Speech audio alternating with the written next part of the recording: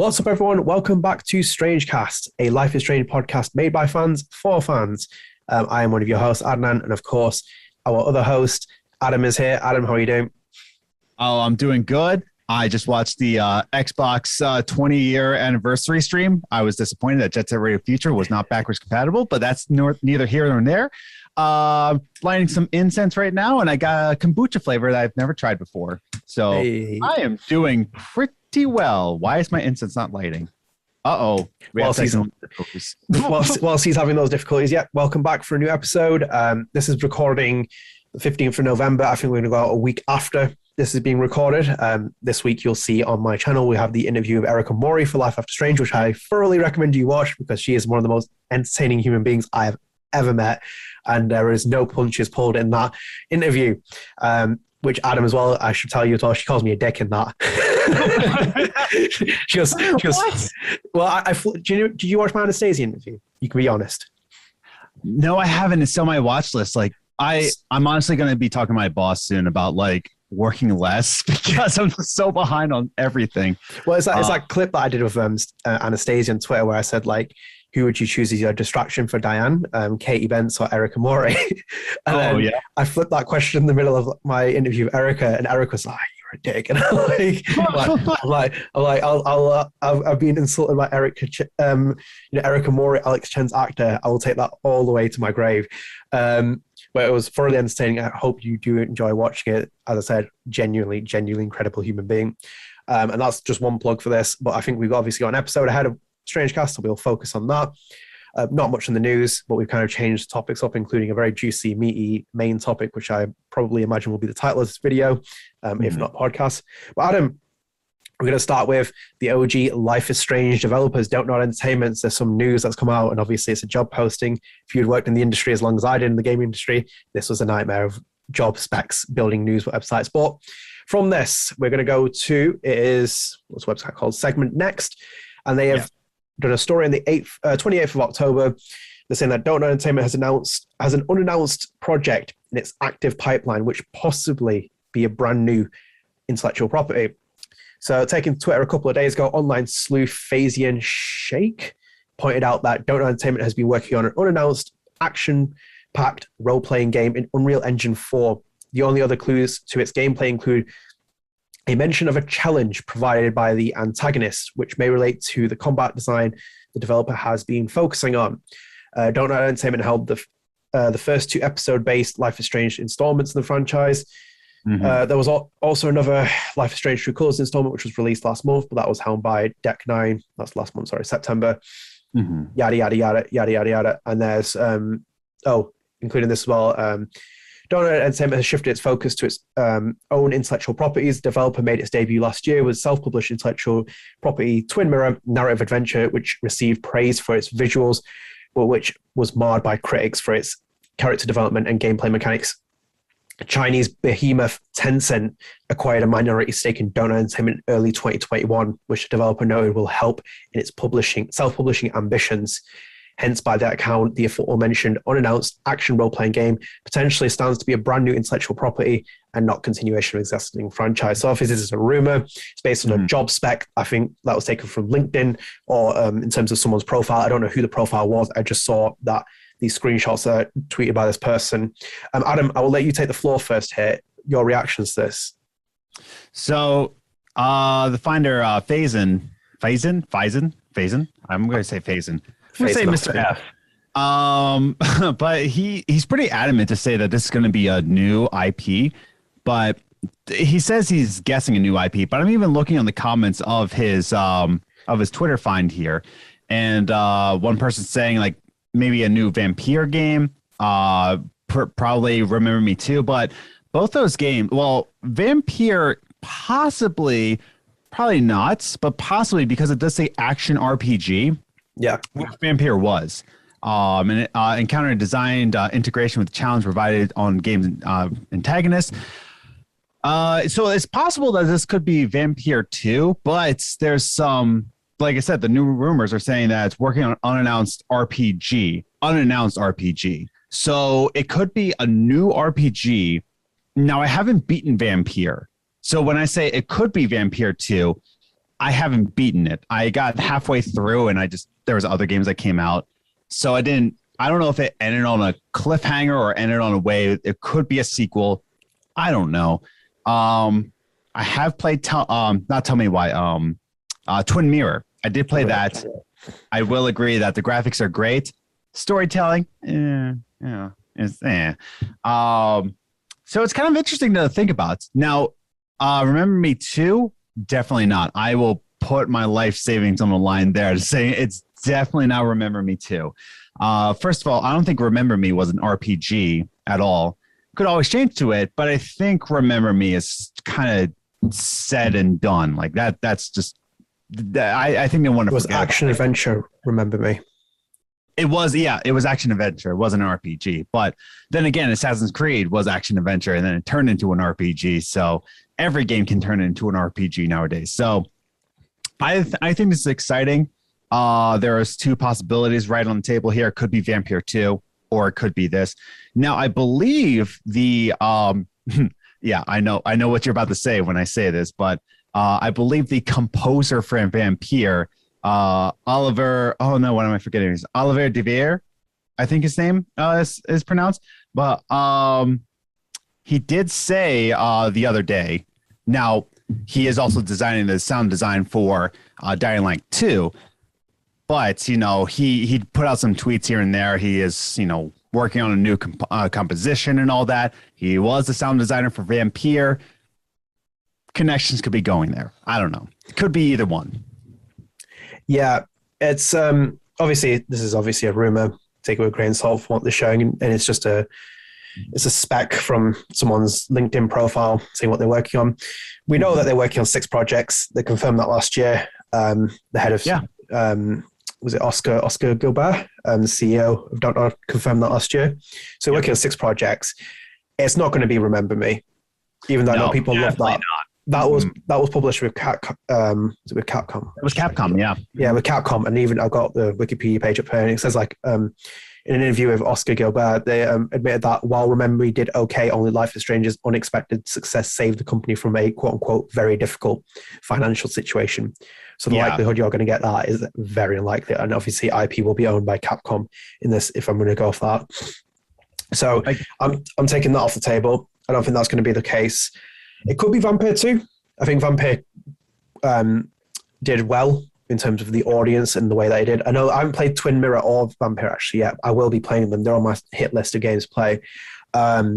So definitely want to check them out. And I know that Twin Mirror got a very mixed reception, like they said in the article.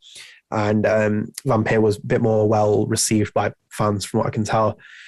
So there's some people who didn't click with it, but for the most part, people, when they liked it, they liked it. But for people like me, I was just like, it's a good game. I just, didn't really vibe with it. I don't know. Yeah, it wasn't. I think Dontnod's got like a lot of they're in interesting territory because obviously when you break away from the Square Enix partnership, and I think I mentioned before, that kind of big success of the studio kind of going their own separate direction. It's going to be tried and tested in terms test and error in terms of where success comes, where it doesn't come from, what kind of games they can publish on their own, and they'll just have to trial and error it. Sorry, not test and error, trial and error it. Yeah. So I think Vampire 2, I would be comfortable saying that that's definitely something that they're working on. Mm-hmm. Not a Life is Strange game anymore. No.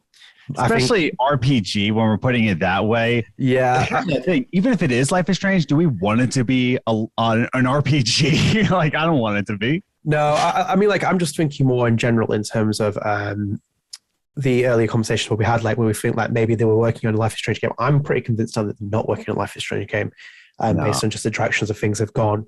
It could even be, they've got a lot of projects. I imagine there's definitely going to be maybe a Tell Me Why 2, maybe, that they'll be working on. Maybe not related to this. Mm-hmm. Not related to this. Like you said, there's 6 unannounced games that they're working on. 6. Yeah. And I'm sure that Xbox is, putting in the big bucks to get another Tell Me Why game, which, did you say you played Tell Me Why? I think you did. Yes. Did I come on your podcast during it? No, I didn't. Yes. We talked. I think we talked on your podcast about it. Yeah, but also a game that didn't really end on, a really like, big cliffhanger to say, oh, it needs a new game, because it kind of wrapped itself up. But then again, you can always make a story like out of anything. I mean, look at Force Unleashed 2. Force Unleashed 2 was the most unnecessary game in all of human history, and yet it made a story out of it. So who knows? I wouldn't complain if there's a Tell Me Why 2. I think there's a lot to be fixed from that game. But there's a lot of things that you could continue from it too. But I think it could be either a new IP or Vampire 2. Yeah, like they could always do an anthology of Tell Me Why and turn it into an anthology series. I think there's success with that. But I think with this project, this makes sense that they're working on something else that's going to be in the vein of an RPG. Obviously, as mentioned, the Tencent involvement, which I'm still very... I stand firm on my views with Tencent as well. I'm not very keen on that. It's a very weird relationship to strike up with a French developer who's created a series, created a video game franchise that focuses heavily on LGBT and with Chinese influence on there. But that's just my personal views. My personal views on it. But obviously, with the was it 5% stake? I think it was a very small stake that they bought. A very small one. Yeah, I think it's higher than 5% though. Yeah, they put. Again, I think you're right, though. I think it is 5%. Yeah, whatever the stake is, it's obviously a huge cash injection. Whether this game is just more directed towards Tencent's position, I'm not too sure. But interesting nonetheless. And I don't really have much else to say. That obviously the Dontnod Studios a bit quiet at the moment, but I'm sure we'll be seeing more of them. I'm just taking more into factoring of the pandemic and what that's going to do to game development. So I think quite a few projects are out by scope now compared to where they were. Adam, do you have anything else before we... move on? Just a little side note, like a little subtopic on that, where people are very frustrated for game studios to be so quiet. Why can't you tell us this? Why can't you tell us that? And it's just like, from an artist perspective, it's kind of like you would rather work on your art and not make any wild expectations out of people, because when you're just working on a project, especially like right now, me and Liz are working on the next Evalt video, and we don't want to like tell anybody. It's just like, oh, it's about this, it's about that. We're gonna put in this funny. We're gonna put in that. Oh, it's like all these promises. It's like, work on it when you can, and then when it does come out, you're going in it cold. You have no expectations, and I think that's the goal here. Is that like they're not trying to set you up to think that it's a game that it's not. But, I don't know. There's a lot of people get frustrated. Like, why can't you give us more news? It's like, because gamers are notorious for taking things way out of context, and then everybody's disappointed. I don't know. Even Sean Murray took that advice, and like he recently came out and said, like, I'm going to be super quiet for my next game. I'm not going to say a word. So, I mean, look at that. Look what happened to No Man's Sky. There you go. Yeah, I think he's got a lot of lessons to learn from that, and I think he did with the improvements he gave with No Man's Sky afterwards. But yeah, I'm the same with you. I don't really care about studio announcing game 4 years, 5 years out, and it's just like whatever. Like the Wolverine tease from the Sony game, I know why they were doing it. Like they were obviously 6. Yeah, I know that they were just doing it for like obviously a commercial and hype factor and everything, but I don't really care because it's so far out of development. We can tell how far away it is. I'd rather just get the game like sooner rather than later, or you just announcing it and then kind of like feeding the tidbits of information over time. I don't need to know the entire story or you dropping a trailer with every cutscene in it. It's just a bit boring for that. So I'm excited to see what Dontnod does next. It's been a bit quiet since Twin Mirror. Was it Twin Mirror last one, or was it Tell Me Why? Oh yeah, what came first? Twin Mirror, I think, was after it.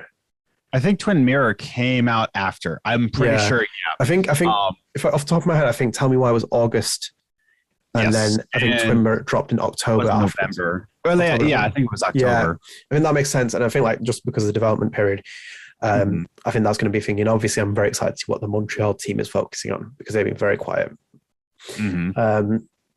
And I think a lot of Life is Strange fans will want to hear about them. By the way, we will move on to our next topic, Adam, which is we've kind of dug back in terms of news, and we've gone to an interview with Game Reactor, which was with obviously Katie Bentz was there, and Mallory Littleton, who is the senior narrative designer at Deck 9. We're going to be focusing on Mallory this time, not Katie, unfortunately. But because this story, I know it's a huge shame, but this is focusing on the episodic structure that Deck 9 left behind, and Mallory gave a bit more explanation for it. So in the interview, she said, and I quote, "It definitely did," in terms of like, that's just a quote there. But not so much the content that came out of it, more so the way we went about writing it, because even though we knew it was going to be released all as one package, we still obviously wanted to divide it into chapters. And we wanted each of those chapters to have their own unique arcs and tell stories about particular things, as well as move the overall plot forward. And we wanted to end some of them on cliffhangers and leave people on the edge of their seats so they pick up the next episode. A lot of these things were really similar. When it's all released together, we do a little bit more time to make sure the story feels really cohesive and that things are set up properly, and things we did set up get paid off.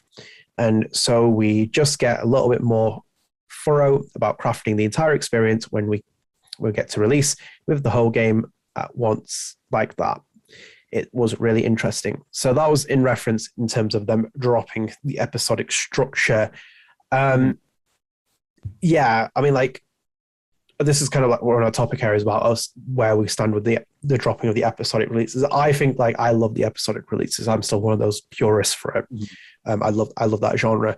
But I think with where Life is Strange is going out in terms of, you know, we've had 2 major installments, including then on top of that BTS, and then you come into True Colors. I think like the way that they were packaging it, the way that they were selling it, they did need to kind of do what they did when they released it as a fully fledged game with chapters, and you can basically break it up. I think maybe it borrowed too much from the episodic format in that, because it does kind of sound like it. I feel like some of her quotes do kind of suggest that it was almost like the game was still built in the same vein as Life is Strange 1 and Before Storm in terms of how the setting up was done. So maybe I thought like maybe we could shake things up, and I think we talked about in our review episode where there were certain things with the episode where it was like, oh no, it wasn't the review episode, it was the last episode actually. Did they borrow too much from Life is Strange? I think we were talking about what the episodic structure, that they borrowed a little bit too much from it. But generally speaking, I think like they did do an idea with it. I think like it just needed a bit more fleshing out. Personally, I had that criticism about it being a bit more stacked with content in between it. And the chapters did, I feel like in terms of actually talking about her chapter structure, I think they did make sense, but it had like a beginning and ending, middle, and it kept moving forward and forward and forward. So generally speaking, the right choice for me, the way that they went about it, even if I am a purist about the episodic format. No, and I think it's not only the way they're going, I think it's just the way the gaming industry is going. I don't think the episodic releases really caught on to the game industry like I think Dontnod and a lot of people wanted, because really what other studios really gave the episodic besides Dontnod and Telltale, you know? There wasn't a lot. Yeah, and I don't think any other studio did it, if I'm remembering correctly. There was a French developer that did it called Big Bad Wolf. They released a game called Council, which I would recommend, by the way. If you like episodic games, it's an RPG episodic game. It's interesting. It's a bit flawed. I reviewed it. It's technically flawed, but generally speaking, I would recommend if you get a chance. It's really cool. Did Kentucky Zero Route do that too? And I can't remember if they did or not. There were quite a lot. This was a weird phase of episodic gaming, because like Resident Evil Revelations 2, I believe, was episodic, but it wasn't episodic. It was basically a full game that had been spliced together, because I think if you play it in its entirety, the episodic format does not work with it. And then Hitman was weirdly episodic as well. Oh yeah, Hitman too. Yep. And I was just like, and that's the thing. It didn't really catch on or really click with a lot of games. And I think Dontnod saw that, and they just said that it's not really working, especially. So that was one thing that I don't think it really caught on in the gaming industry. And number 2, I don't think they themselves wanted to do it, because Adnan, me and you, we want episodic games. We want it to be like this, but not every developer wants to develop in that way. And so Deck 9 got the privilege of handling an IP that a lot of people had a lot of expectations for, but maybe they didn't want to do it the way Dontnod does it. So now they had this kind of expectation of just saying like, hey, man, we don't want to do it like this, because that's what I saw from this interview, just saying like, yeah, you know, when it all came together, we were planning it, and it kind of worked when it's all together. So come on, it's fine. But that's all I kept saying is like when it's all released together, we do get a little bit more time to make sure the story feels cohesive. So that they're saying like we get more time, we get to see it. This is the way we want to develop a Life is Strange game. And it's kind of always like that. It's the same way when you take over someone's job. It's just kind of like, I'm not the previous person. I am this way, and I'm not going to work in the same way that this previous person does. I'm sorry for their loss. Sort of, kind of depends on the job situation, but I'm sorry for them. But this is the way I'm going to do things. And I think that's what Deck 9 is really trying to say here is that, yeah, sure, the episodic is what we all want, but is it the way that they can make a great Life is Strange game? And I think that's where it really boils down to. It's like they didn't want to do it because they didn't feel like that was the way that their creatives' minds flew, if that makes any sense. Yeah, it does. I think I'm kind of glad that you brought up the development part, because the first Life is Strange was 8-week windows that releasing in. I remember Michelle saying that in an interview at E3 in 2015, where I was like, I think 2015, you were talking about that there was an 8-week release window. And I think like the episodic format, you benefit from it in terms of when the development works. Like you can basically, for example, like Kate Marsh in the first Life is Strange, they brought her back because of the more success that came with the character. Same with Katie's character, actually, with Steph. Like the popularity obviously brought benefit to a character like that, who is now also in True Colors. But I think like their direction in terms of like what they were saying, like let's build the medium, like build the story timeline out and everything else like that, and then chapter it and kind of like break the story and have a bit of flow. I think you have more time to kind of really flesh out the story that we're doing. Obviously, I'm not taking aim in the criticism I've said before, but in terms of like, I understand their perspective in terms of game development and that. So Mallory's not wrong about that. And I think like, as I said, like, I think their positioning of how it's been done has helped them. Also, motion capture would be very difficult. Imagine trying to do episodic motion capture. I mean, you'd still shoot them whilst it's going on, but if you were like writing it one story, it's like, wow, dude. Yeah, and if you're doing like one episode and it's like, yeah, and then you start moving into the second episode afterwards, and you're like trying to film the entire schedule of mocap and then doing all like VO actors and stuff like that. It's just quite a lot to kind of like throw into the schedule. So I feel like they got more hands-on with everything. And I think you see that with True Colors, whether you like it or not. You get more hands-on with the mocap, you get more hands-on with the actors, you get more hands-on with the writing, the direction, the game, everything seems more hands-on, and it's worked out in their favor. And even if you're quitting it now, imagine if the pandemic hit the way that it did, the disruption to the episodic cycle would have been massive. And I think like a lot of the developers started feeling it. I think like with Telltale started showing it a lot with episodic. Like their release between, I think, Tales from the Borderlands episode 1 and 2 was ridiculous. I'll try and pick up later, but it's massive. I think it was on Tales from Borderlands. And then I think Life is Strange was quite consistent, the first one. I think the fifth one might have just missed the window slightly. I think they pushed it back a little bit, but ever so lightly. And even the Dontnod team with Life is Strange too, their spacing between those episodes was quite big. Or it felt quite big, I think.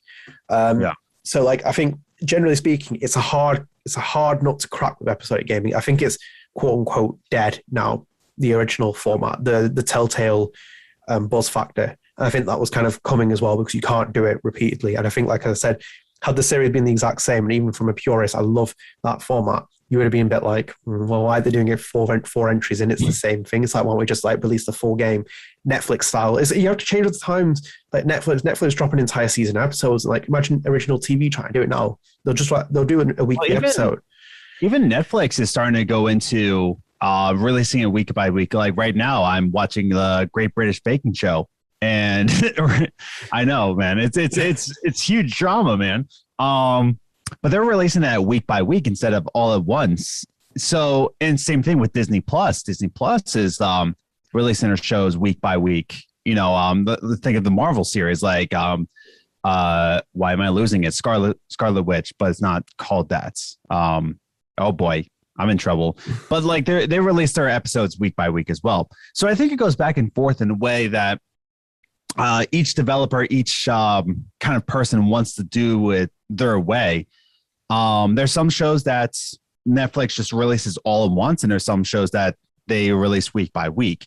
And And it all goes into like how they want to develop it. I mean, the way you were talking with the motion capture, like all I kept thinking was the way South Park does their episodes, week by week. Week by week. People don't even know that either. Yeah, it's week by week, and it's all written there. It's all animated. It's voice acted. Like do everything. And a lot of people might think like, well, South Park can do it. Why can't everybody do it? Well, not everybody is South Park. Not everybody is Bill Hader. Like not everybody can do it. I can't do what you do because I'm not you. You know what I'm saying? It's like, it's one of those things. Like we can't set this expectation for, oh, excuse me, my God. But you can't do it for every single developer. It would be nonsense, but not everybody is everybody else. Does that make sense? I don't know. That does make sense. And it's like, I love South Park. It's one of my, I believe it's the greatest show I've made. I know, that's why I brought it up. I was like, he's going to appreciate this. I love it. But no, like that, like as I said, like they know in terms of when you make it 7 days, you can see why the quality of the show, whether it's hit and miss in certain episodes, the relevance is always there. And they know how to do it with that. And I think like that's when like episodic gaming works for you. But then other times it doesn't. Because like I think they did the episode with Clinton winning the election. And then obviously Trump won in an upset, and they didn't expect that because I think they changed the episode. The episode was called The First Gentleman. Obviously angling on the fact that Bill Clinton was going to be the quote unquote first gentleman, but he didn't win. And they still kept the title, I think, and they changed parts of it. So like, even they have to preempt it. They were like, oh, damn, we just didn't expect that to actually happen. So I think like the episodic hurdles will be thrown with you. And I think like, generally speaking, I think that old-fashioned format would have to take a really big buzz to come back. And I think like even these TV series doing it, like he said, like I didn't realize that some of those places were doing weekly shows. And I don't know how much that's really going to catch on because in the day and age of consumerism, you want it now, fast, and that. And it's the same with when Game of Thrones was doing it.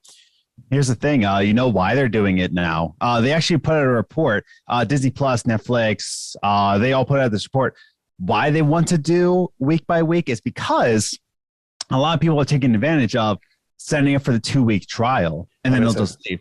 They'll watch all the shows that they want, and then it won't pay for it. So then they do it week by week. You can't really do that trick as efficiently.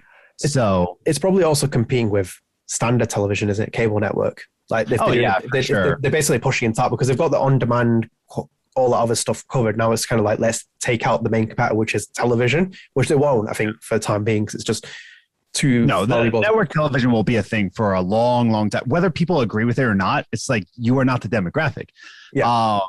It's to say that YouTube will kill network television, for my sake, I wish it could, but it won't. It actually will not. Network television. There's no way. Yeah, but I think like they'll. I think I don't know how long that's going to last for them. I don't know how much people. I know people will watch shows like I watch Game of Thrones and stuff, but like even then I was just like, give me the full episodes I can watch. I don't want to wait for this weekly thing. So sometimes I switch off from a TV show because I'm like, if you're not going to give it me all at once, I don't care anymore. It's like I'd rather just watch. I just rather watch it for what it is. And I did it with like some of the recent Netflix series I was binging. I was like, let's just watch it because I've got them all the episodes hit. For example, I wouldn't have tuned in for Squid Games more than one episode had it been like weekly. I would just be like, whatever. This is like. I still haven't tuned in on it. It's not worth it, mate. Yeah, I'd watch it to be part of the conversation, and I think the hype conversation now died down, but I don't think it's anywhere near the same level. But we're going too far off this, Adam. Yeah. Get away from TV and episodic. We're going back to this. My 2 cents has been said.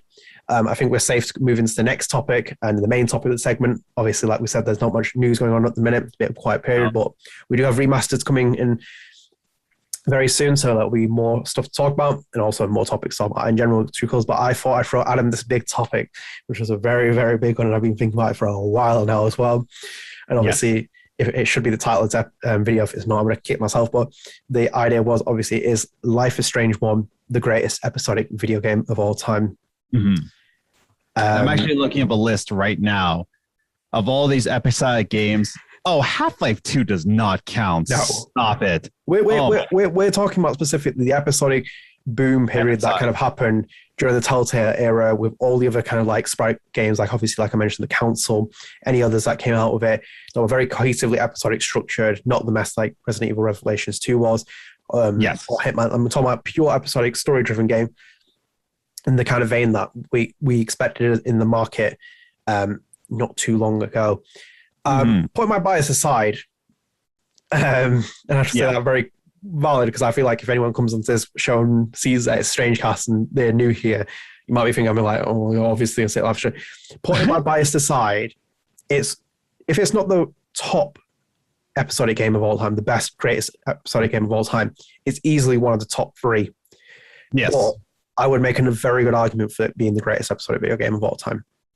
So before we move on with this conversation, what is our rule? Like, what are the rules of saying, or what is it? The word I'm thinking of, your yardstick criteria.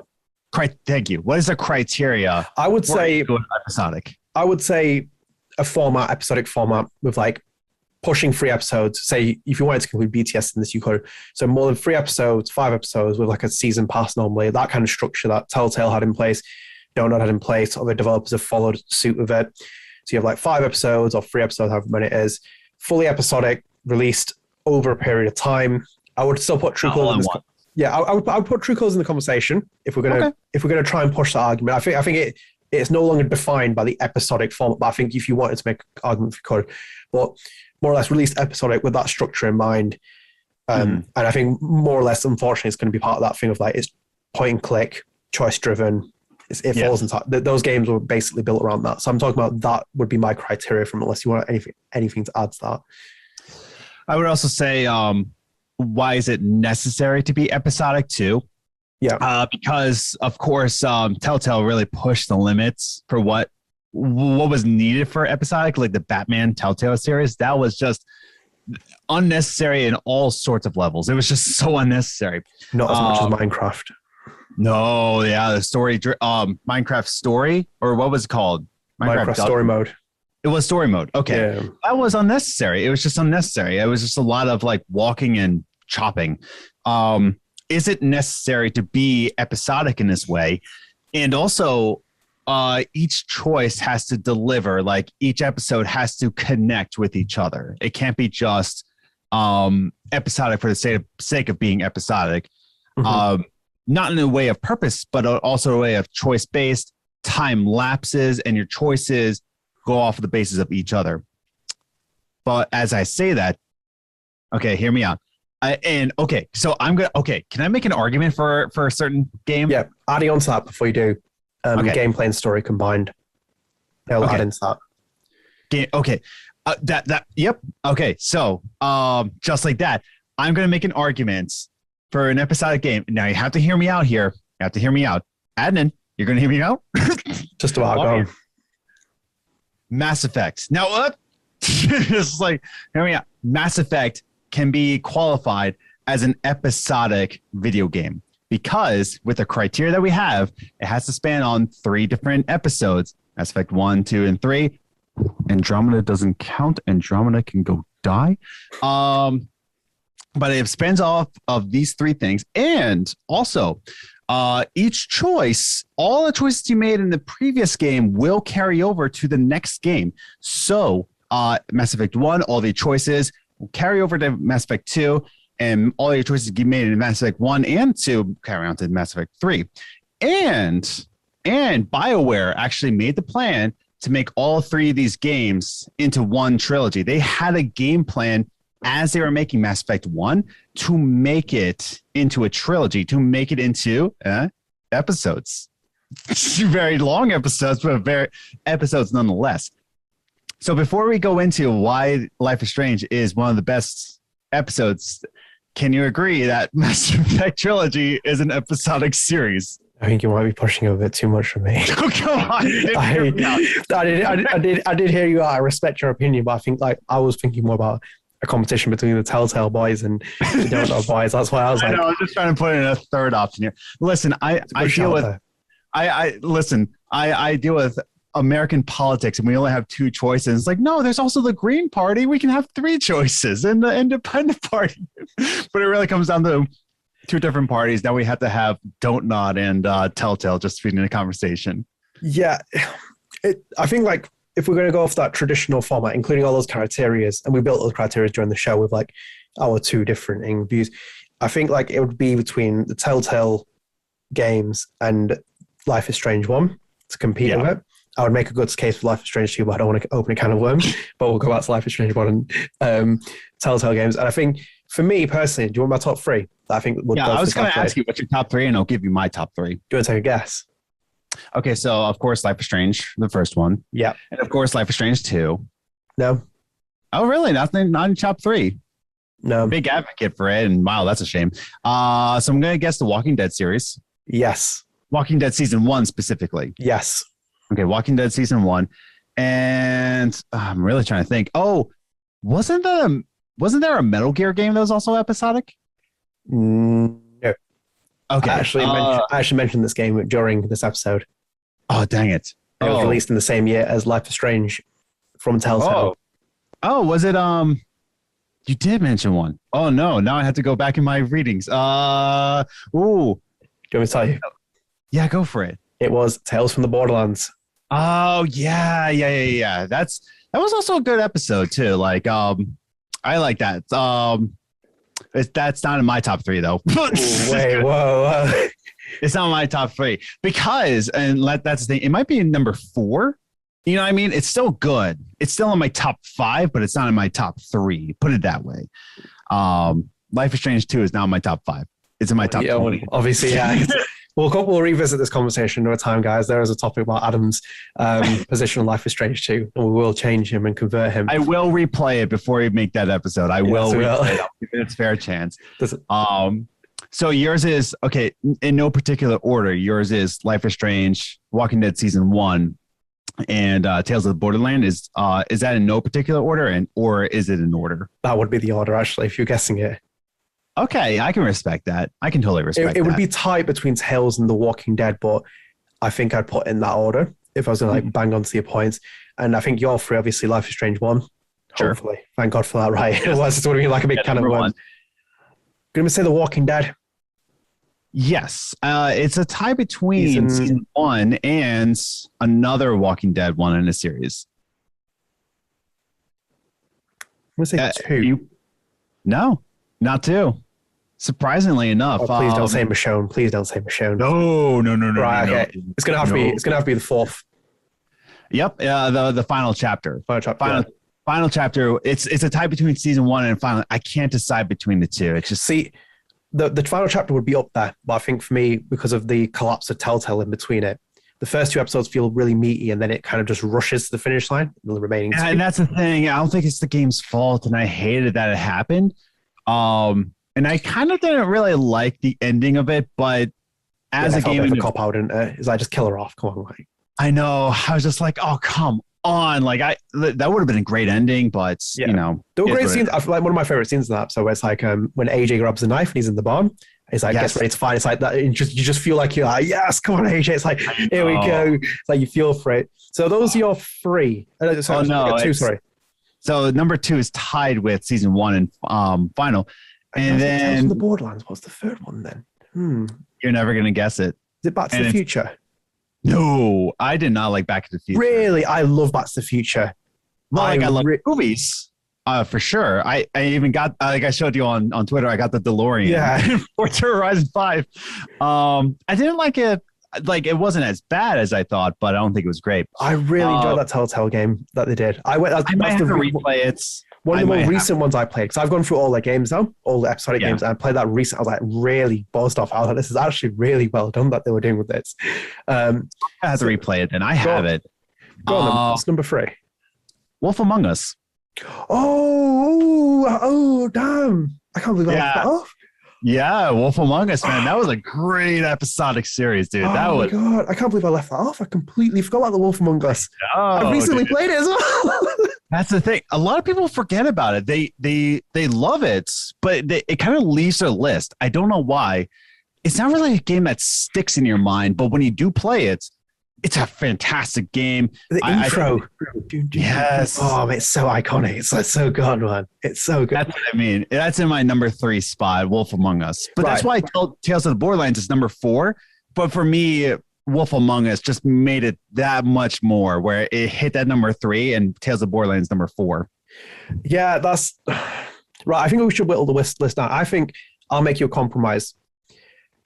I'll take Tales from the Borderlands out of these 3 if you put in The Wolf Among Us, but then you have to agree on season 1 of The Walking Dead. Fair enough. If we had that middle ground of season 1 Walking Dead, yeah, I'll take that. Okay, so I think that's fair. I basically put Tales from the Borderlands in there because I think the gameplay is very boring. It's the same as all the other Telltale games, which is a big flaw. This is why I put precedent on Life is Strange being the greatest, easily, by far, from this. But the story was great. The characters were brilliant. The acting was fantastic. Obviously, like, you had Laura Bailey was in there. Troy Baker was in there. Even Ashley Johnson was in there. She was gorgeous. And gorgeous was babe in that game. What a character that was. But there was a lot of stellar people in there. Yeah, they lifted the performance because that was the year that came out. And I remember when I was working for Hardcore Game, the best action adventure category, we had Life is Strange competing with Tales from the Borderlands, and everyone put their vote towards Tales from Borderlands except for me and the staff. I was the only person that voted for Life is Strange. I was like, no. I was like, I'm not having this. It's like, not a chance. I can't be in the minority for it. It was a good game, but I think it lacked. In the other criteria we were going to judge off all the games, it's going to be that it lacks off it. But I feel like if I'm going to go to Life is Strange 1 and kind of focus it more on this thing, my argument for making it the greatest, this is no bias, I moved my bias away from it. I think when we're talking about the episodic structure, it's perfect. It's like a TV show. It almost takes like that. I think like obviously it's heavily inspired by Twin Peaks. I've never watched Twin Peaks yet, and I need to watch it. It's on my list of things because I've heard apparently a lot of people say very weird show. It's like how did the American watch it before the Brits? I know. Well, it's like that's backwards. Mad, isn't it? But obviously, I know there's huge inspiration. But the episodic format that they did, the 5 episodes, really well collectively built. They had a very good story premise anyway, as well. The coming of age drama of this young girl who's in high school, goes back to her hometown, learns that she can rewind time. It has that very cheesiness of people writing these kind of teenage characters, and you need that as well. I feel like when people criticize them, you kind of need that. Kids are kids, man. Everyone thinks they're hot shit, and they're not really. Like, come on, you're not like that. So you have to add that cheesy element to them. That was great about it, and the story was great all the way through it, up to the 5th episode. I think the 5th episode's a little bit hit and miss for some people, but I think it's great. I think it's got some great moments in terms of redemption for characters, great story plot points, the narrative flow as well, and then the ending. Depending on which one you pick, it's unsatisfying, but has great choices for that. Gameplay is by far better than any Telltale game ever made. I will fight that to the grave. It just adds more to it. The rewind mechanic adds to that criteria you put in about choices, consequences, everything else. Because I remember playing Telltale and that was difficult with some of the choices, but this one was like, you can rewind if you don't like that decision. And it's like, you're not going to learn the consequence from it, but you have the option to rewind. So it adds more of a really kind of like choice and dilemma thing. You can see a bit of the aftermath of it, but you won't feel the full extent of some of those cutscenes afterwards. So that was kind of like that criteria was knocked off. And generally, like, I enjoyed it all the way through to thinking where I was like, this is solid consistently all the way through. Pacing is really nicely done. The criticisms were mainly on the voice, not the voice acting, it was the lip syncing, and some of the dialogue was a little bit like there. But generally speaking, if I was going to put it up there, it would be that. And I'll break into the other games in a minute because I want to hear your input on Life is Strange 1 first before I move into the other 2 that we have on the list. Yeah, so for me personally, I think, I hit your marks too, where it's just like it flows the best way. It flows like a great story. It has a definitive beginning, middle, and end, and does have that emotional roller coaster where it goes up and then kind of gives you a conclusion in that way. It has its peak in episode 3, and then everybody starts to figure things out, and it has that slow descent into the conclusion. It's a great emotional mountain to climb. But it's also necessary in a way of just character development with Max alone. Like, just talking about Max, she does change. She does change from like this very shy, very just like awkward person to this very hardened, very hurt person.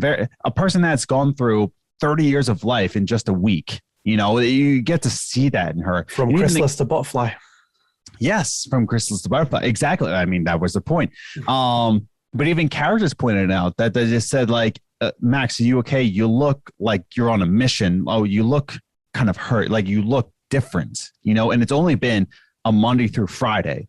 Now, we've all had our work weeks where if we started on a Monday and by Friday, we're just like, are you okay? I'm like, no. We all get to that. But I think it kind of balances out with that way. But with the 8-week span, you really get that, like when they released it 8-week span. That's perfect for a video game because you have 8 weeks to really explore your environment. As you're watching a TV series, there's not much to explore other than the scene that you missed, or here and there, or that dialogue you missed.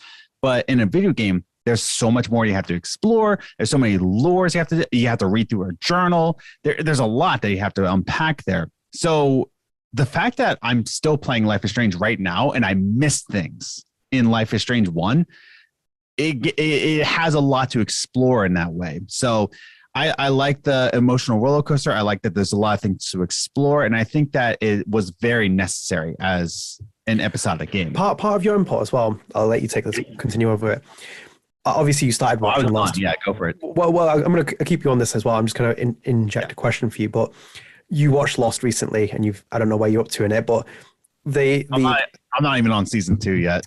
Mate, what are you doing in your life? Get off this and just go and watch the rest of Lost if you have to. I'm working so much.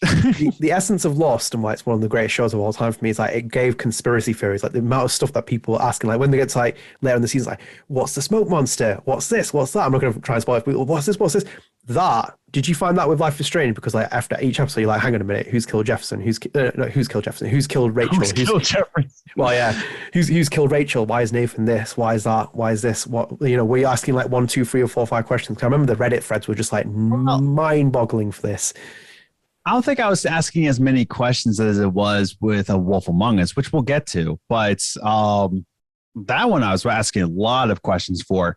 But Life is Strange, I think I was just more emotionally impacted by each character and how I was how I related to a lot of different characters in it. So instead of me asking a lot of questions about the story, I just said to myself, like, wow, this is just fantastic, realistic writing where these are kind of real life situations that happen in the teenage mindset. So I just really enjoyed the writing of it. But I didn't really ask questions like I am Lost. Like, does the dog live? Which I've spoiled it for myself. I did Google it. Oh, mate, never Google anything from Adam. I need to know, and I did, and I don't regret it. Oh man, yeah. I think. Listen, I saved the bay to save. I'm stealing the mic. I'm stealing the mic from you. You've gone too far now with the bay and dogs and searching lost. I'm taking it back here. So. In Life is Strange, I just think it was this is why I think I took Tales off that list. If we were going to make the compromise that we did, was the development period. Like I said, that there was a big space in between some of the episodic releases. Yeah. And by that point, if you'd played one Telltale game, you'd played all of them with Tales. The impacting choices weren't that long term, and it was okay. Like I said, the main thing for me that held it up was if you loved Borderlands, you'd love that because the story was great, the writing was great, and the voice acting was really great. I mean, other than that, I can't really go beyond it. But with this game, when you look at the choices and like the ones that you were making, everything was just difficult. Even if they didn't come out to be like anything, there was an illusion of choice in this game. Same with Telltale games, but there was just like little things. Even when I was like one of those people, I always want to be a part of the majority. I never go with the minority choice. And like when I killed my plant early in the game, I was like, "What the hell, man?" It's like, "Why is this plant dead?" It's like, I fed it water, and then when I found out the choices at the end, it's like, "Yeah, you fed it too much water." I'm like, "Huh." I didn't actually think about that, and I'm like, "That's actually like a small, clever choice." And I'm like, "Yeah." Honestly, it's like the little details. Yeah. Yeah, I'll take that all day long. And I think obviously the big meaningful choices, it's just like, it's like, you can't tell me like it's not the greatest game. It's like one of the choices. And obviously this is why I think like for me, Walking Dead really competes with it. Like, one of the main choices is your best friend who's like wheelchair bound and is like saying to you, "Max, can you turn off my life support machine?" It's like, I know. It's like, it's just so, it's like really harrowing in like, obviously in a, and then you like kill her dad, basically. Yeah, and you have to kill her dad, after spoken to him and like he's like Max, and he's like treats her like his second daughter. And obviously we don't see Max's actual parents in the video game in terms of like that kind of level of collection. You see that essentially William Bryce is like a surrogate father for Max. So it's like that's like painful. And then like when you have like those kind of like those moments, like even in the early part of episode 2, where you can explore Kate Marsh's room, and if you do, you find out more about her. Then you end up in the middle, on top of the roof, trying to convince herself from not jumping off the roof. And then all those factors that if you've actually paid attention to certain things that were in her room, then you can save her. If not, you can't. And I feel like that was where it's great, because I remember thinking like, "Oh yeah, she jumped off the roof, I can save her." But it's like, oh wait, your rewind power's gone. And that thing that you were relying on heavily throughout the entire game, it's like, oh dear, it's gone. What are you going to do now? And it's like, oh damn. So that's why I personally stand on the choices. I think the choices are just, it's unbelievable. Like some of them are just. And that's the thing. I think that's why a lot of people got upset over True Colors, is because one, it did borrow a lot of beats from it, from Life is Strange 1, but two, there's less of those little choices that you make in Life is Strange True Colors. There's less of it. And I think there's less to explore with it. So I think this expectation of just like this isn't Life is Strange, I don't like this game, because it's the little choices in the first Life is Strange game that really impacted people, and that really, like you said, the plant, I think that was the first kind of realization for people when you saw your plant die. And it's like, wait, what? Even the little choices matter. Even the tiniest choices within this game will matter. You know, your choices will have consequences. It's the main thing, especially when David Madsen, the first time you interact with him, when he's like pushing around Kate, and you're like, you come out and just say like, hey, leave her alone. And David Madsen's like, I will remember this. I'm like, that's a weird thing to say, but you know, that's the video game saying it, not David Madsen. But like you said, I think it's like you feel like you're in the drama. You feel like, even though, like you said, like you can work a 7-day week, it's like you feel like that week is yours in terms of like the people you meet, the amount of red herrings that are thrown your way, the amount of characters you meet, the emotional beats, the skips that you do. Like when you interact with some of those scenes, like there's so many great scenes in there, like with like Max and Chloe, like when they're together, and like all the way through, like up to even like with Victoria, because Victoria can die as an option, can't she? If you don't warn her about Jefferson. It's like that, you wouldn't see that as minor, but then when you realize like, oh shit, like who's Jefferson actually is, you're like, oh, maybe I should have like really warned her, even though I don't really like her. But there was just this kind of like, there's this great kind of part with that where it's like, I was intrigued by so much of it, even beyond like stuff that they didn't tell us, like, you know, it's like, how did the Vortex Club become a thing? And why is Victoria the head of it? Like, you know, what's that? Like, you could even, that was one of Emma Vicelli's ideas, by the way, for the comic series. She told me in my interview. That was one of her ideas. She wanted to explore the ideas of the Vortex Club. I was like, that's actually a really cool idea. Like, that's the kind of like thing where you like, because you look at it, you're like, oh, it's actually quite a snazzy club. It's like, hey, it's like, I just think it was one of those things that I don't know, obviously I can't speak for the developers. I don't know if they knew it was going to become as popular as it was going to become. There was just so many things that just like hit, like even with like, even the cheesiness of like, you know, Max saying like, release the Kraken. It's like that. And then just like some of the characters, what they adopted, their personality. I think like even Jefferson, like I thought he was a good villain. I thought he was a great villain. And then even like I said it before, like Dave Madsen's one of my favorite characters in the entire series, and the redemption they gave him, even before Life is Strange 2 when he turns up, even at the end of 1, is so fulfilling. It's like, he comes in, he's like, you can see it. He's always just wanting. He is the good guy. He is the good guy. It's how you perceive him, which is that. So I think like generally, it's just hard for me not to put it at number 1. And I think it's hard because there's such good competition out there. But I think for me personally, it hits a lot. The only criticism I can draw from it, I'll give you this back to you in a minute, is the lip syncing, which I was critical of, bit of the dialogue, and some technical issues. It was frame rate dropped a little bit. But other than that, the soundtrack is phenomenal. The music is phenomenal. The writing is great. The story setting, the universe, what it's actually done as well. We can look in hindsight, thankfully, in terms of like where the series has gone from it, what it's actually produced, X, Y, Z, ABC, gameplay, story, characters, the entire thing's there. Even like, there's no one who can say to me like the episodic structure doesn't work for me.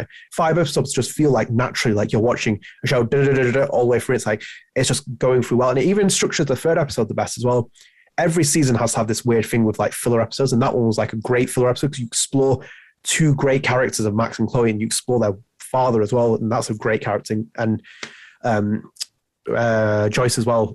You have so much to explore, and that has got some of the best scenes as well. Like, great. And the cliffhangers endings. Yeah. And that's the thing, is that it left you on great cliffhangers. It left you on great notes. Just say like, I need to go on the next one. I need to go on this. And we saw that from the interview too, from Mallory. Oh, what's her name? Mallory Littleton. Yeah, Littleton. Thank you. Mallory Littleton. Where they still wanted those cliffhangers to really come about so that you pick it up to go into the next chapter. However, it kind of the cliffhangers only happen because you're left on that cliff with like just hanging on by a thread, and now you have to wait 8 weeks to see what happens next. But the problem with True Colors having that is that like I don't think cliffhangers really matter because you can go on to the next episode. I think the subtle cliffhangers work. Like obviously the second one where the second one when you figure out Diane is kind of like not got the aura when it's I think that's the second episode. Yeah. Yes. Yes. I will replay True Colors at some point. I'm definitely playing. I get mixed up sometimes. The chapters. That's the second chapter. Yeah. By the way, my second episode, Mac runs away. He skips town. Because yeah, you did. Because I was like, he's obviously not. Yeah, no, he skips down because I with the choice of leave him to be in his anxiety or try to calm him down. I left him just to see what happens. I left him be in his anxiety, and he skipped town. So there's another like kind of red herring there. Like, wow, he skipped town. But it only happens if you make a certain choice. But excuse me for a second. Oh my God! Why is this happening to me? It's also great with the first Life is Strange, the amount of red herrings they have and the small actual cast of characters they have. So there's only so many you can pick from, and it's the same with like you want to brought up in the Scream conversation. I think with back in a couple episodes ago, where it's like there's only a small bunch of characters even in that show as well that are main, but you're like, who is the killer? And you're like, it's Among Us before Among Us. Among Us isn't new, but it's like you're trying to suss out who is the killer, and it's like.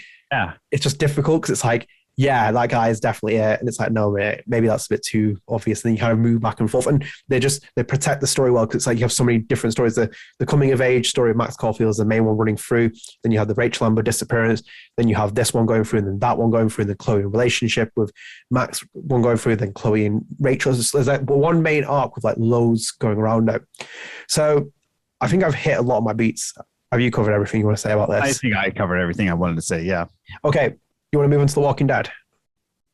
Yeah, can I change my answer to the final season? Because I can't, I keep going back and forth. We'll stick with season one. We'll stick with season one. You made your compromise with me. I think season 4, like I said, lacks it because of where it goes.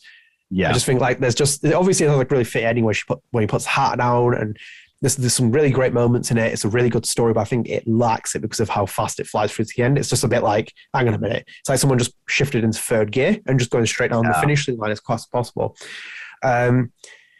So Walking Dead season 1, like you have to give credit for the spark of this era for The Walking Dead season 1. It was just something that was unbelievable. I played that game like 50 times over. The gameplay is not great. That's where it's like when we're putting in the conversation of creating GOAT status for Life is Strange, that's where it really falls because like it's got little puzzles and some of them are okay. I think the same you can say with Life is Strange as well. Like they're not overly incredible sometimes, and even the bottle segments as well. The boring segment with that puzzle, it's like yeah. So it's not necessarily incredible with like The Walking Dead, and it's very like the what's it called now? The actual point and click is a little bit slow, and you can't actually run in it either, which is annoying because actually Max can run in hers, thankfully, and they fix that in later Walking Dead games where you can run a bit more faster.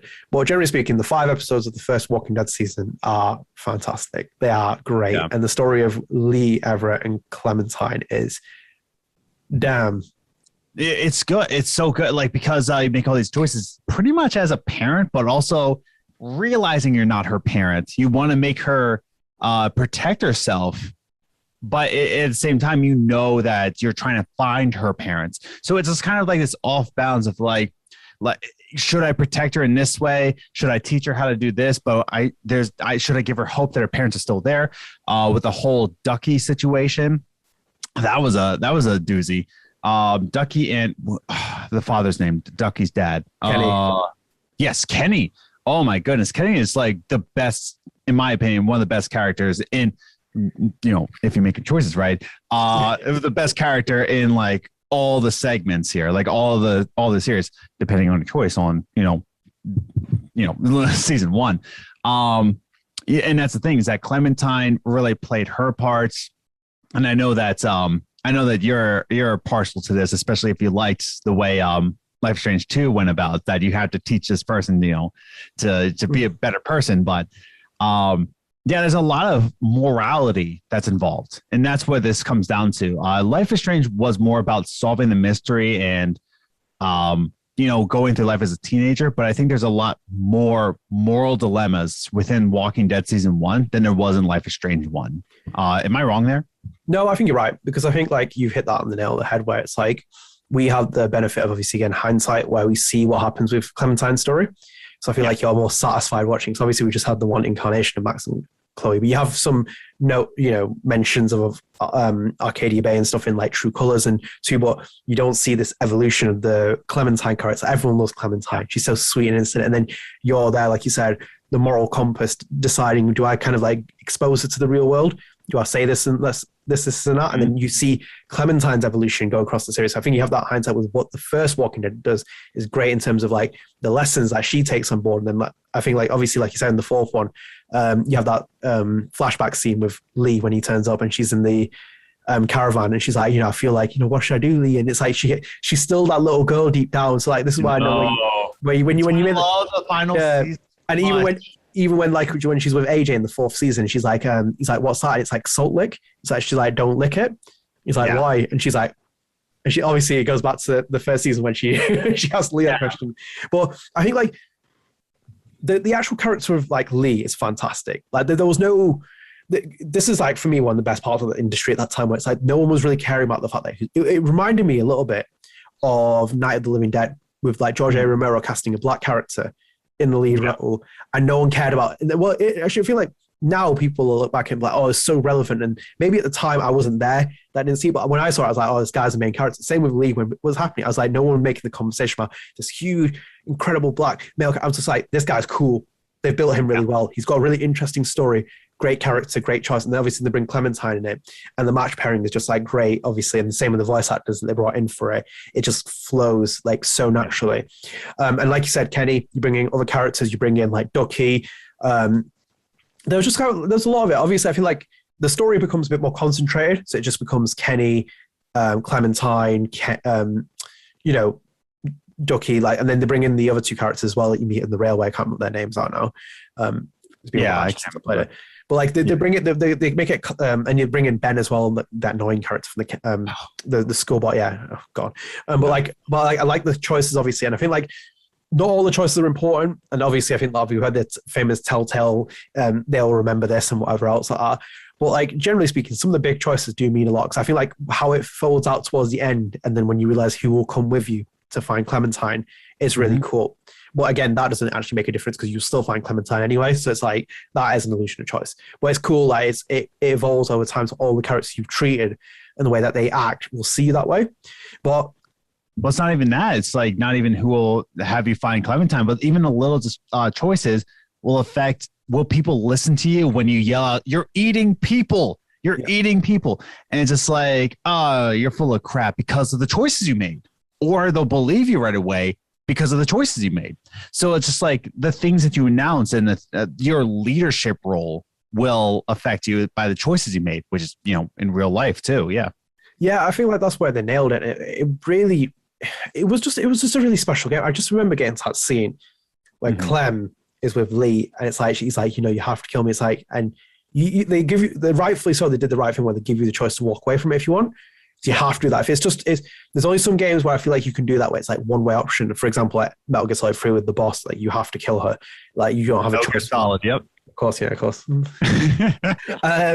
But like you have to have it with that. And I think when you put that decision on, I feel like the morality and the questions and everything else you've been teaching Clementine, as the person that she has to make that decision.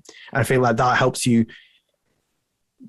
I think if you make that decision, then go into these subsequent entries of Walking Dead, you feel it. Because obviously, like when you said again, if we're going to bring the fourth season back in, when she's lying in the bar, she's like, AJ, you have to kill me. Oof. It's like she's already accepted. She knows that she's in that position. And she's like, I need to die now. It's like, my time's done now. Which I think they should have killed her anyway in that point. I know. I was so disappointed when she came out with the cast. I was like, "Oh, come on!" Like, it was just too much. I was like, "There's too much." They could have killed her and then just done the scene where he puts the hat down in the table. Yeah, he cut out all the other Clementines. I just didn't think it was necessary. I think like you need AJ to be on his own because it was almost like the same mantle being passed on to someone else in those kind of series. I think like that's what the first one set up really well. And even there was nice intrigue and mystery. Obviously, the walkie-talkie, which was a really good one. But they brought that kind of like story element into it. The cannibals. I felt like it was I felt, and generally I put this as a bold statement, it was better than the AMC Walking Dead series because like it was just 5 concentrated episodes that were really fantastic instead of watching one season, which has like a 9 out of 10 episode and the rest are like 6 out of 10s because that's what The Walking Dead is. It's just really mundane. And I watched 7 seasons and I had to give up on it. I couldn't do it. I gave up on season 3. Like, so good on you. I was trying to stick with it. I was like, maybe I should try and can't do it. The show went in past its longer, it's too long. It was just like, it was never concentrated enough. And this was the concentration of it. It's like, you have your characters, they're really good. Let's focus on this. There's really great storytelling here. Choices are good as well. And generally speaking, I think it's aged well now. Even if you go back to it, it was fun. And even they had the 400 Days Walking Dead extension they put onto it as well that leads into season 2. Kind of, they fit that quite nicely in with all the other characters and little stories, and even references to the actual main game in there as well. And it's kind of some of Walking Dead. I think it is a great game. I just don't think it, because of the time period compared to where Life is Strange came out. I think Life is Strange had that benefit of let's redefine gameplay experience in the genre. Let's build on these kind of like story plot points a bit more X, Y, Z, ABC, and that's where it lacks. Maybe you could make a competition between season 4 Walking Dead and Life is Strange, but I think again Life is Strange will trump it because I think there's, even though they advanced the gameplay a bit in that. Oh, a lot. Like the final season, the gameplay was like at peak level. Like I love the gameplay in final season. Now the conversation really comes to be is that if the developers were allowed to really pull out their vision instead of Telltale going out of business, would it have beaten Life is Strange season 1? And that's a question that, we can't really answer because it didn't happen. So imagine that if the full vision came to be, would it beat it out as as the best episodic game of all time? And I don't think we'll ever know. I think it would have, but we'll never know. It would have to have done something really phenomenal in its story. That's what it would have been. Because I think even though the gameplay is great, and I feel like you still learn things as Clementine. Like she's learning things about, like, obviously the traps and like kind of exploring things. I think it was just, it needed to like really hit home the story, like another 1 episode or something that would be like, okay, maybe you can challenge for it. I just think it felt a little bit short on that. That's why I took out the top 3, because I think like if we're going to compete those 3 in there, personally, Life is Strange 1 will be number 1 for me. Because of gameplay, or is there another reason? Just everything. I think like when I put a complete package together, it's that it's like the gameplay is excellent. It's unmatched in the episodic genre. Like nothing has touched it yet for me. Nothing in that. And maybe actually counts actually. But if you can play that, that's really good for an RPG. But we're talking about these, great. It's fantastic. The story is fantastic. There's a journey there. I think this is where like The Walking Dead competes with. It's like there's a journey. You have Clement, Lego, and there you have Max's story, and then you have Max and Chloe's story. So at the same time, it's a journey of these characters. You're following them. You're understanding what it is to be in their world. Their universe. And I think like it's just very fitting Life is Strange. There's this evolution of Max Caulfield, the understanding of what happens to Rachel Amber, the reconnection with Chloe, these other characters you meet, the mysteries of Arcadia Bay, why she can rewind time, the significance of her rewinding time. Like we haven't even touched into that, and like the actual idea of chaos theory. It's like there's so much unpackaged when you start unpackaging it down to like levels, and you understand like why people started writing like essays and stuff on this game. Like you see the cultural. I made a video on Life is Strange. Yeah, like why it's so good. Yeah, that's what I mean. I hate my video, but it's still there. I think everyone has like a right to have that kind of opinion. I think that's where with the first Life is Strange, it's just unbelievable. Like I say again, like my issues with the technical flaws of it. Like I consistently gave it strong reviews on every episode, and it was no bias to any of the Don't Know people. I just was like reviewing it as a reviewer. And kept getting hooked and hooked. I was like, this game is just unbelievable. I remember sitting after 8 weeks, I was like, oh God, it's like, you watch episode 4, for example, when Jefferson like takes out fucking Chloe with like one shot, you're like, damn, you're like, oh man, it's like you're ending there. And it's like, that's where like, if we bring in that second conversation about Mallory, it's like, there were great moments in terms of like, you have that moment with Diana Jacobs where you see, oh damn, she's not got the aura. It's like, that's a cool one. But when they do episode 4 and it's like, Jedison's there doing his little thing. You're like, all right, okay, maybe I've seen this before. It's like the same episode structure as well. So like that's why I think like Life is Strange 1 goes ahead of it. I just think like as a complete package, if I'm breaking it down across every single criteria we mentioned at the beginning of this conversation, the ones that you put in and the ones that I put in, I think like that's where it goes up to the top of it. But I feel like we can talk about a lot of that. We talk about Walking Dead. I've not got much else to say about Walking Dead. I don't know if I want to say anything I know it's hurting you that I didn't put season 4 in it, but I know it's like I keep going back and forth because season 3 cannot be in a conversation. It's just that was a side story. That wasn't really. It's been weird that it came in that because the actual series is weird as well. When you look at it, even like Michonne, I'm like, yeah. I did not like Michonne. No, I didn't. It was bad. No, it wasn't. It wasn't like BTS. BTS is good. I enjoy that. Yeah. Even if you're not like completely committed to it, it's a great game before some. It's just like really fun. It connects a nice little gap with it. But obviously, I feel like we move on to the next big dog. And it's so bad because Michonne is such a great character, and they just kind of wasted it. I don't know. But. Yeah, I feel like Michonne. I don't know. There was just something about it where I don't think they really tapped into Michonne the right way. Maybe that's just me, but we have to move on to the next big dog, and we're going to move on to obviously the big bad wolf, Big B. Yes. We're talking about Mass Effect and how it was a great episodic series. No. We're talking about the game which has actually got a sequel in the works, which we've not heard for a while. Yeah, I forgot. They said they announced that.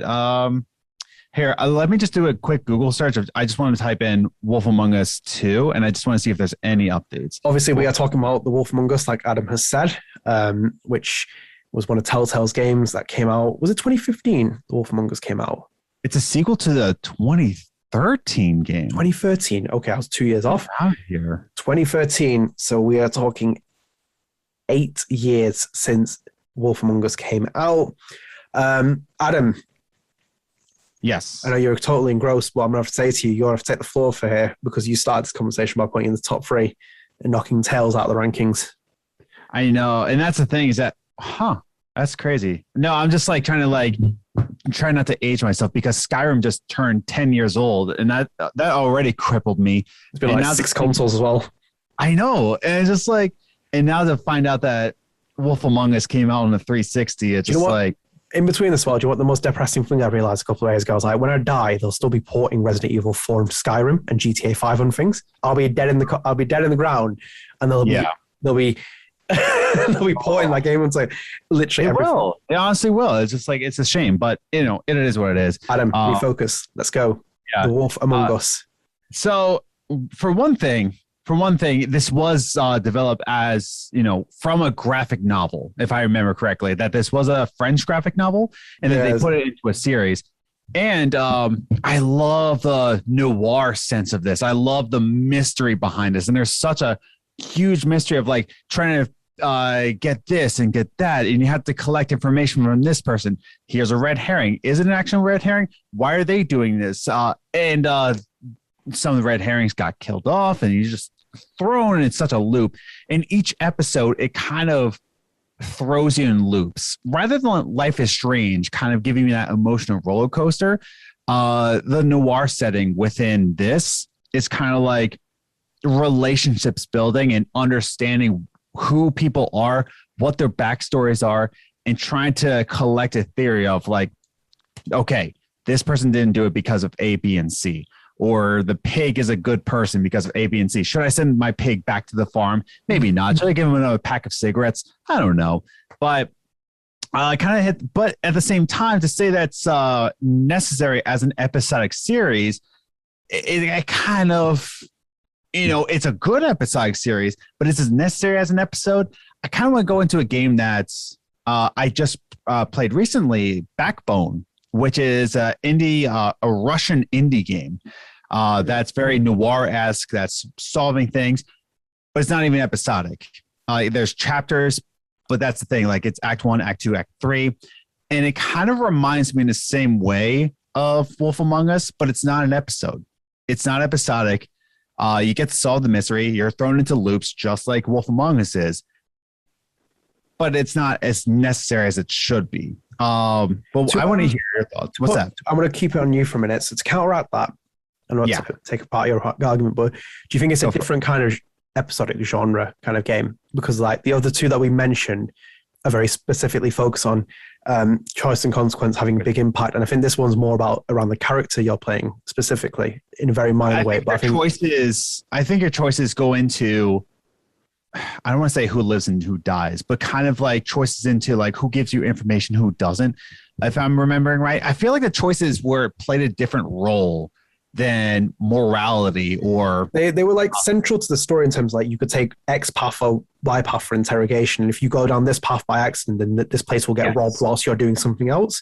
So you were basically like playing LA Noire in 100 times better setting, because LA Noire was very repetitive, wasn't it? It overstayed its welcome, I would say. LA Noire was, I think it was sold as a grand project, LA Noire, and it didn't really hit on it. Like you said, I feel bad for forgetting the Wolf Among Us now, but it is unbelievable. It's down to the noir aesthetic, like you said. It's really cool. The cinematic intro is like something like you expect from like Netflix's Daredevil series, and it's even better than that as well. That's cool. And for me, what really sells it is like, obviously, I'm not someone who's hugely sold on superhero things. I get really bored of it. And my favorite films from those are like the Christopher Nolan films, for example, or like Blade series. Like the ones that are grounded in your actual world, and you see these people and they act like normal. That's what made The Wolf Among Us really great, because it's like we're transplanting people from the actual fables into Fabletown. They're actually looking like people. So obviously you see the big bad wolf as a person. He's obviously, it's just funny, because obviously like, when I loaded up the first time and you find out that you're playing the big bad wolf, he's also human in parts, and he's also the sheriff of the town. It's like, right, this feels act. Then you like the characters you interact with, obviously, like you said, Snow White, you interact with the woodsman as well. Like he has a vendetta with you, and when you have those relationships, you can see, you know, the history between those two characters in fable folklore, but then you see them in the actual town, and you can mend that relationship if you want, or you can kind of live up to the reputation of the big bad wolf being the big bad wolf. He can become that.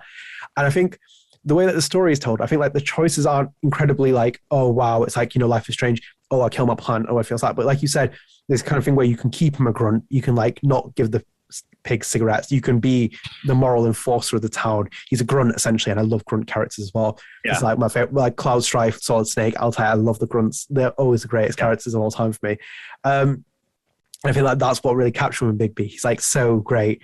And I feel like the way that the story kind of unfolds, the more you learn about, like you said, the murder mystery, there's something going on with Fabletown. Someone's died. It's like, no one dies in Fabletown. It's like, no. And it's like this really kind of like the build up for that as well. And it's like, it causes like chaos in the town. It's like these fable creatures don't know what's happening.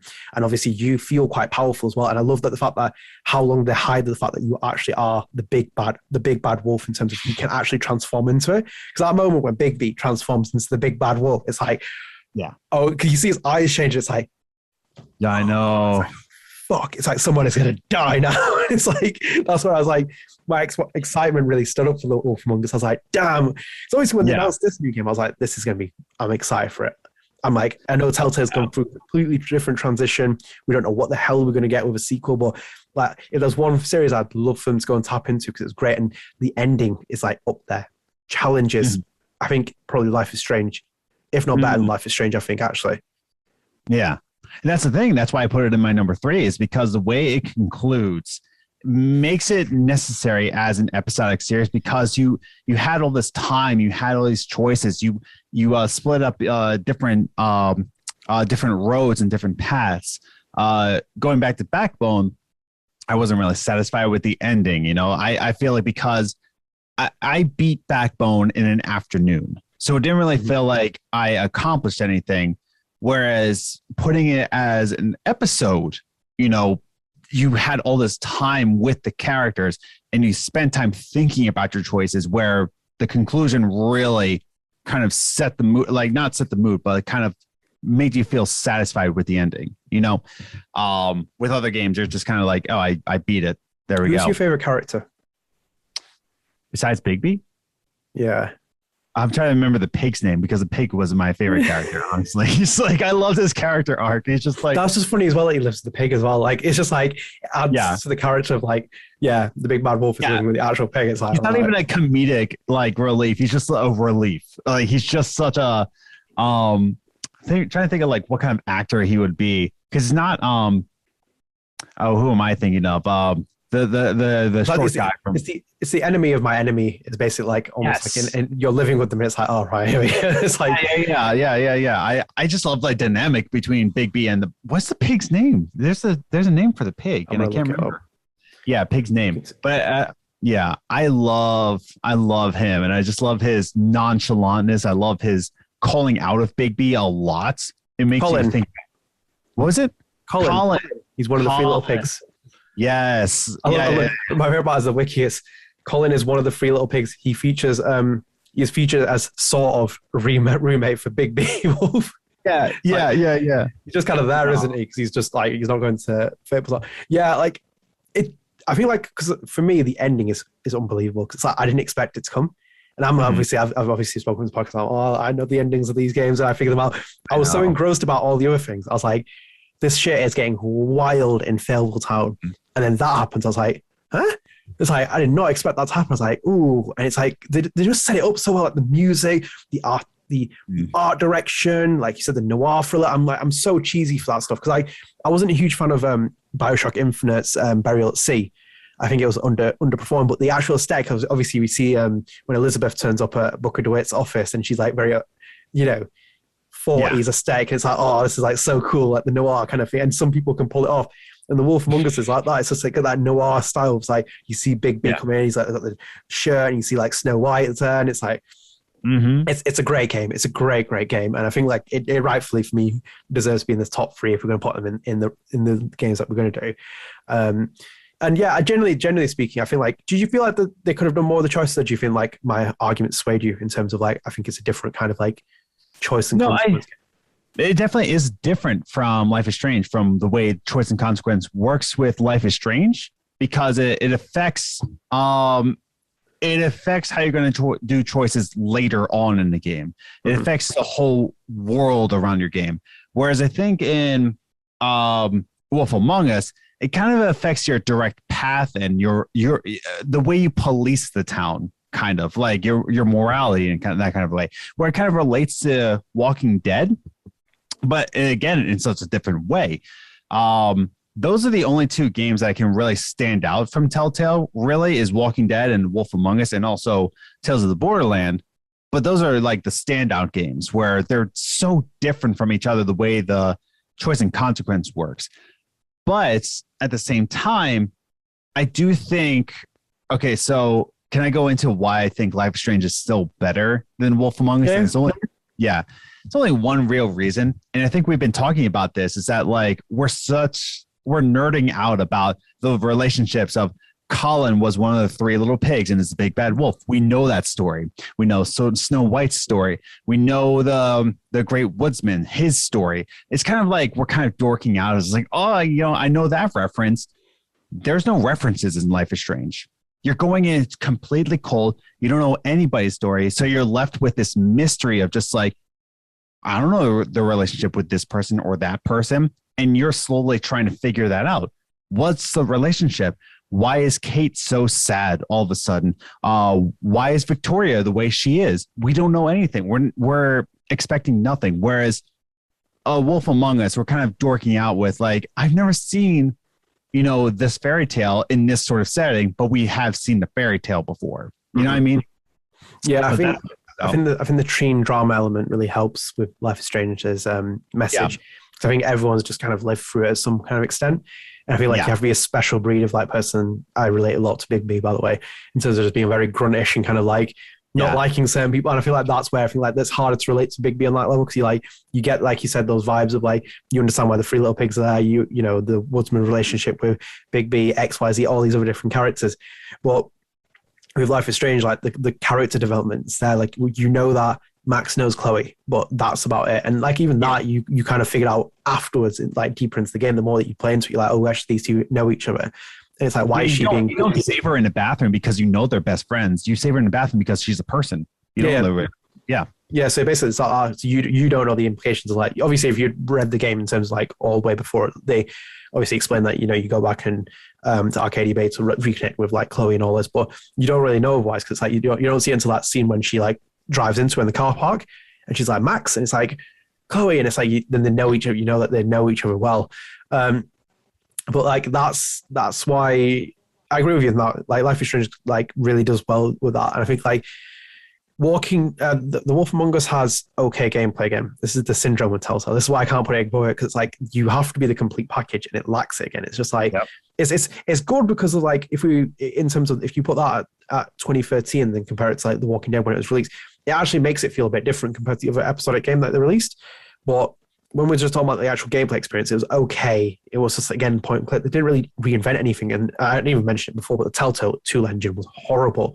It was really bad because you can see it later on as well. I was going to say, when did the Walking Dead season 1 come out? Let's say 2008. 2012.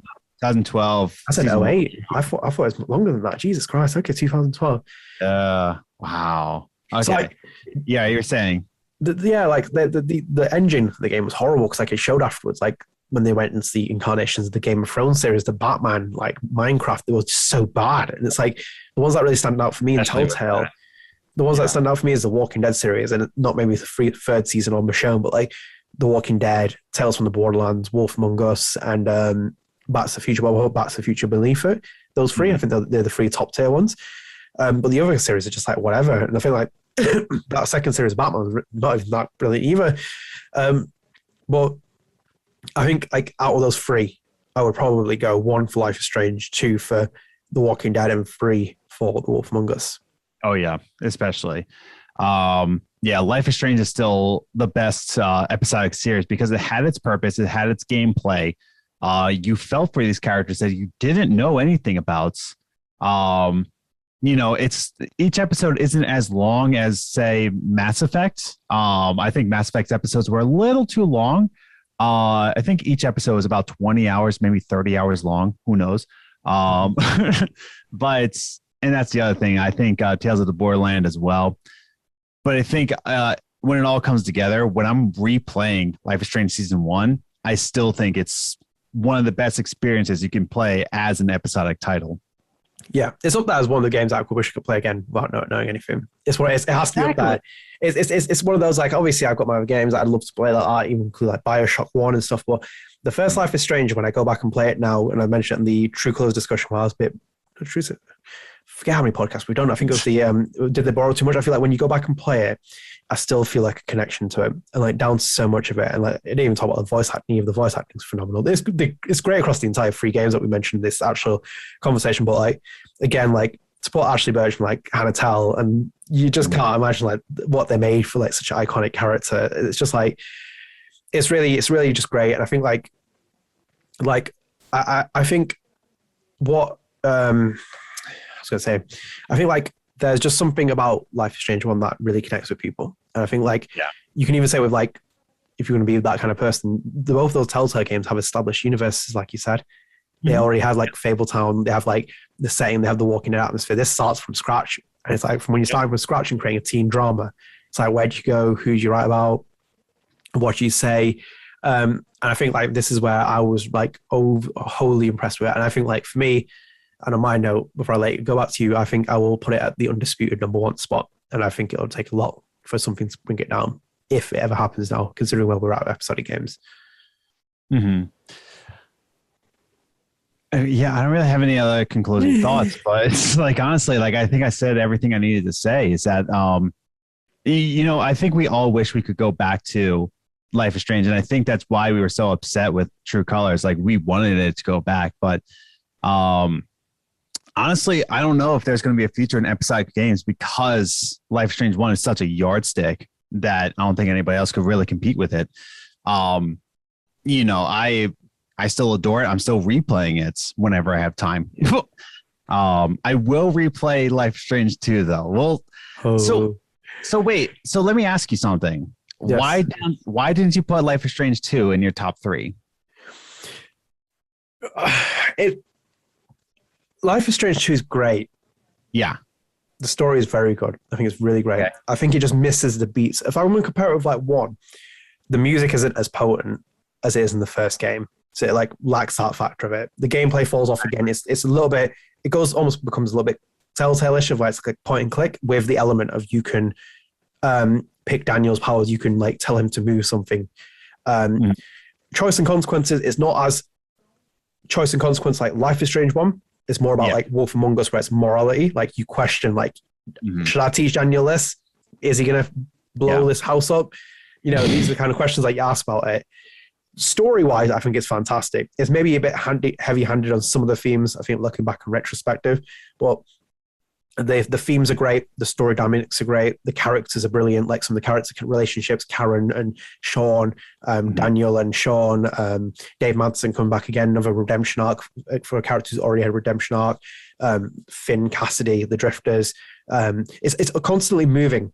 I feel like I'm constantly moving. It gave a different vibe of it, and I think like for me, I had to take it out because I didn't want to show too much bias as well. And I think like for me, if I'm going to put 3 in there, and I think Tales from the Borderlands rightfully deserves to be dumped out of it because of this. I think it was a bit too much hyped up. I think like someone might come in here and say The Walking Dead's better than Life is Strange. You might believe that, but for me personally, I just don't think it really matches it. I think Life is Strange 2 falls just short of Life is Strange 1. I think like a lot of things will, because I just think that game is so good. I will say that I can go back now, even knowing all the stuff. I just remember seeing those interactions with the characters, the scenes. And it's just intricately built. Like everything's like, it has to be intricately built. Like all the different characters, like the little storylines going on. You don't really make something like that just as easy as it was. And when it was coming out as episodic, like I said, it was like lost levels and conspiracy of people like, who's killed Rachel Amber? When everyone's asking the question, it's like, who's killed Rachel Amber? And then someone's like, I don't really care about what's going on because I'm focusing on this storyline instead. And you get that kind of thing. The same with like I said with Lost, it's like you have that black smoke monster and it disappears for a couple of hours. You're like, hang on a minute, what is the black monster? And it's like, but at the same time, you have like, why is this person doing something? Why is that person doing something? I think that's what was great with it. And I think like that's why there's a bit different from like The Walking Dead, where it's just one cohesive storyline just running all the way through, and like with little twists and bends in between it, but it's like really one cohesive storyline about Clem and Lee. And the Wolfmonger skin, and then that big twist at the end, which is kind of adding to it. And I think that's where Life is Strange 2 was left out of it for that conversation.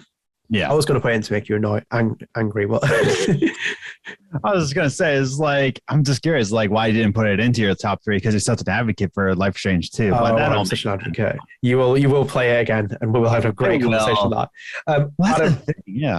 Adam, I think we should wrap up here. My wife just texted me and it's like, oh, you got to make me dinner, right? I'm like, yeah. So I think with that, we are a wrap. We had a wonderful discussion. Please let us know in the comments if you think Life is Strange 1 is the greatest episodic video game. You might think True Colors is. You might think 2 is, and 2 is very good. But you might think a lot of games are very good. You might even think Season 4 of The Walking Dead. But yeah, please do let us know in the comments. Please like. All Mass Effect, yeah. Please do like, subscribe. It really does help the channel. Thank you for tuning in for this episode of StrangeCast. There'll be more to come in the future. Take care, guys.